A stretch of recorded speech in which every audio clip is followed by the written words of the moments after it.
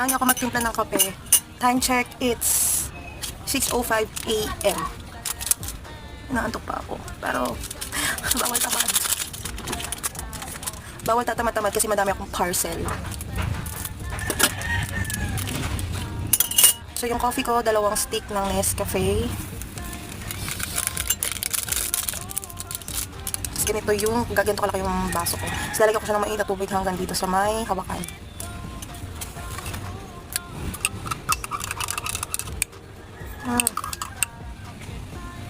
Bango. So, hanggang dito lang sa may hawakan. And then, nilalagyan nyo siya ng fresh milk.